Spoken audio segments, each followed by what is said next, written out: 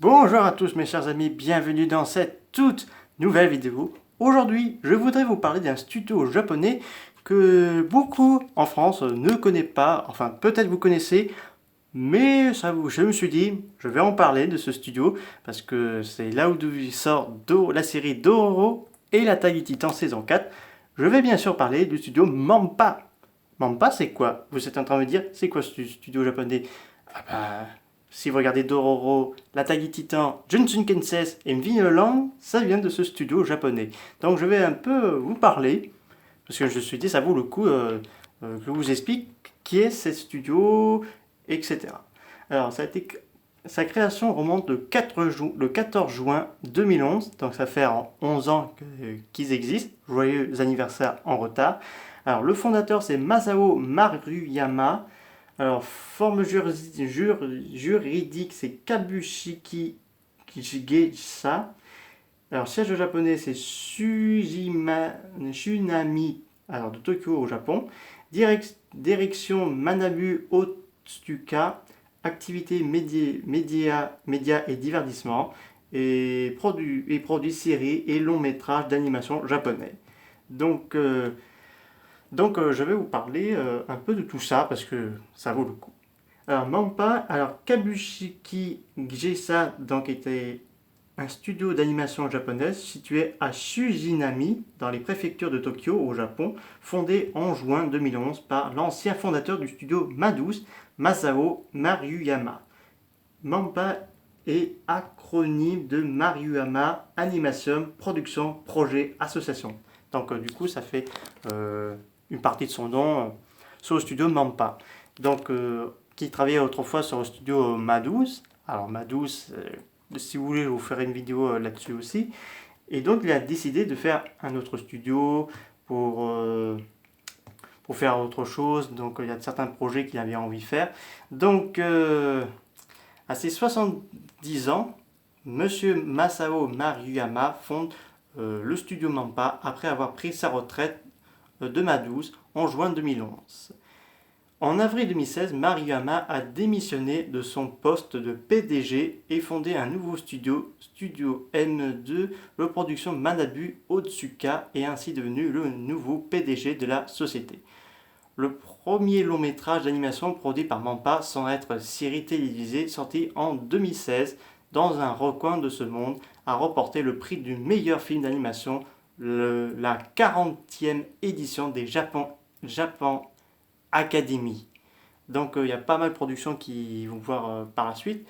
Donc on a Kid Only Shop, Teiyuki, Ajino Oppo Rinzi, Terror and Resonance, Garo Ono no Kokuin. Après, je vais vous citer ceux qui sont les plus connus. Donc, on a eu Zombieland Saga, on a eu Dororo, on a eu Jujutsu Kaisen, et là, l'attaque des Titans, saison finale, et Vinland, etc. Et bientôt Shazam et saison 2 de Vinland. Donc, c'est quand même une studio qui ont produit à la fois des films et séries. Franchement, au niveau de qualité des images, c'est bien foutu. Parce que quand même, on va pas se mentir. Parce que la série Dororo, c'est quand même une série assez gore. Les images sont bien foutues, les scènes d'action sont violentes. Parce qu'ils sont connus surtout pour ça, Madhouse, parce que... pas Madhouse, je veux dire Mampa. Parce que Madhouse, je pense pas qu'il pouvait faire tout ça. Enfin, peut-être oui, mais je sais pas vraiment. Mais Mampa, c'est un studio qui se lâche complètement là. Parce que entre Dororo, l'Attaque des Titans et Vinland, bon, faudrait que je me regarde la série sur Netflix, mais je vais peut-être essayer de m'acheter en DVD, parce que la saison 2, ça arrive l'année prochaine.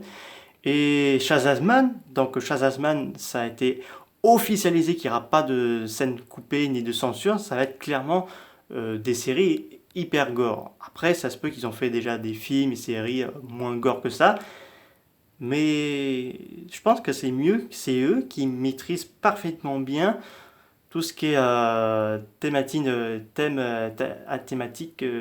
thriller, gore et tout. Après, il y a d'autres studios qui ont bien géré au niveau thriller, que ce soit les Devilman, les Demon Slayer, et même My Hero Academia. Parce que My Hero Academia, la saison 6, ça commence à devenir un peu des scènes thriller, on va dire. Enfin, peut-être pas forcément... Enfin, c'est un petit peu des scènes d'horreur, parce qu'on sait que le réalisateur, il va travailler sur un nouveau projet assez plus sombre. Et donc, c'est un studio que je voudrais bien visiter. En même temps, celle que La Taureau, parce que ces deux studios-là, je voudrais bien visiter, mais ça peut pas visiter ça aussi facilement.